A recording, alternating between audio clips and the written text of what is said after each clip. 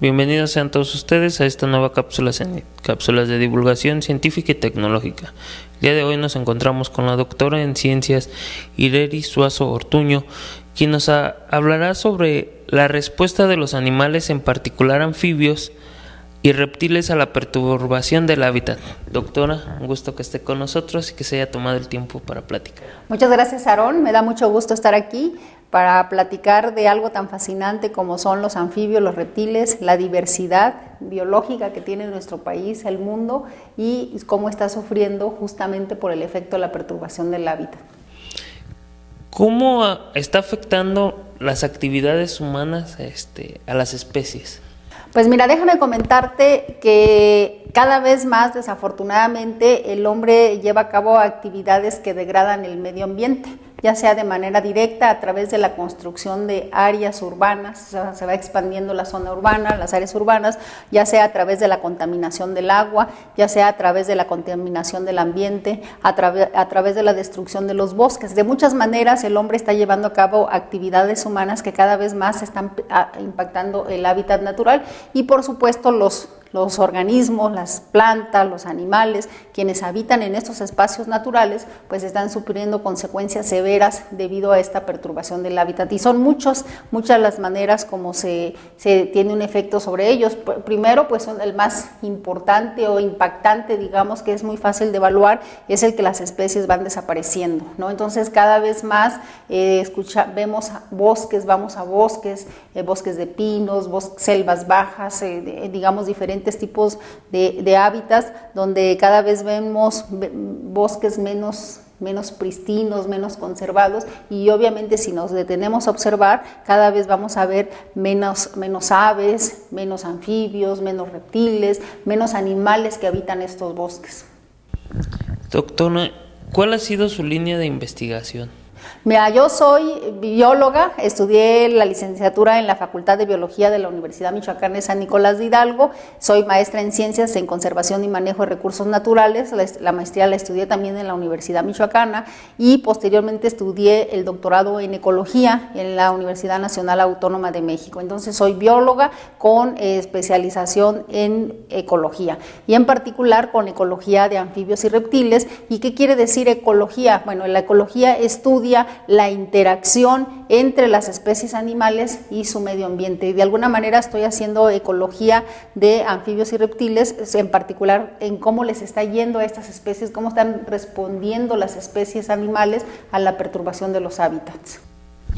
¿En qué, pues dentro de los anfibios y reptiles, cuáles han sido los animales que han sido su base de estudio? Sí, en particular, anfibios y reptiles como comunidad en general, las diferentes especies, tenemos proyectos de investigación muy interesantes en la selva baja. La selva baja es un tipo de vegetación que encontramos en toda la vertiente del Pacífico de México, aquí en Michoacán, en la cuenca del Balsas, o sea, aquí bajando Tacámbaro, toda tierra caliente. Ese tipo de vegetación que encontramos en esa zona es la selva baja caducifolia, y esta selva se expande por toda la costa del Pacífico, y tenemos un proyecto de investigación muy interesante donde estamos evaluando precisamente la respuesta de anfibios y reptiles a la destrucción de esta selva, y hay una estación de biología en Chamela, en la costa de Jalisco, y en esta estación de biología nosotros ya tenemos aproximadamente unos 10-12 años llevando estudios permanentes de monitoreo sobre los anfibios y reptiles. Es una reserva de la biosfera, la reserva de la biosfera Chamela-Cuizmala, es una reserva que tiene 10,000 hectáreas de bosque conservado, y esto nos permite tener un modelo de estudio muy interesante porque tenemos 10,000 hectáreas de bosque conservado que no han sido tocados por el hombre, y tenemos todas las áreas aledañas a esta reserva, que son áreas que están constantemente están bajo manejo, ¿no? Ya sea por cuestiones agrícolas, para cuestiones de turismo, para diferentes actividades, y eso nos permite ir viendo cómo se comportan las especies en un medio natural, pristino, y qué está pasando con ellas, quiénes desaparecen al momento de que empiezan las actividades humanas, qué especie les va bien, porque hay algunas que responden positivamente a la perturbación del hábitat, y no solamente vemos quiénes se encuentran y quiénes no, quiénes aparecen, el número de especies, que en este caso le llamamos la riqueza de especies, medimos la diversidad de especies, pero también estamos haciendo preguntas como qué tan saludables que están las especies, los animales silvestres como nosotros, como los humanos, nos enfermamos. Si tenemos un ambiente que no es adecuado, si tenemos una mala nutrición, pues nos podemos enfermar, y los animales sucede lo mismo. O sea, cuando vienen muchas presiones antrópicas o mucha contaminación, los animales se enferman, a los animales les va mal, y esto también estamos evaluando. Es decir, no solamente si están o no están las especies, y si están en un estado de salud adecuado o no. Y ese sería un estudio. Otro que tenemos, otro estudio interesante que tenemos, es que estamos evaluando todas las salamandras, las especies de salamandras que habitan aquí en Michoacán, y en este caso en el bosque templado, en el bosque de pino encino. Por ejemplo, aquí en Morelia tenemos la fortuna de tener por lo menos 3 especies de salamandras del género Ambistoma. En este caso es una salamandra, la del río Chiquito, se llama Ambistoma ordinarium.